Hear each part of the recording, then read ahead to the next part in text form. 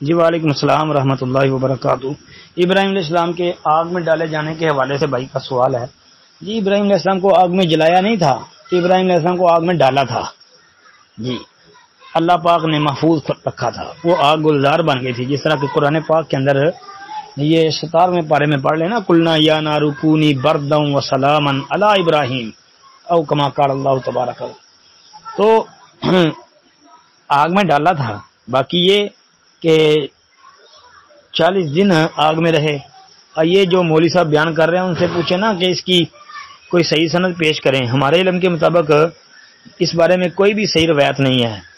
آپ تفسیر ابن ابی حاتم کی جلد نمبر 8 دیکھ لیں تو آپ کو وہ روایت مل جائے، اس میں ایک ضعیف روایت موجود ہے 13,678 نمبر پر، 13,678 نمبر پر ایک ضعیف روایت موجود ہے جس میں 40 دن آگ میں رہنے کا ذکر ہے، لیکن وہ ثابت نہیں ہے۔ السلام علیکم۔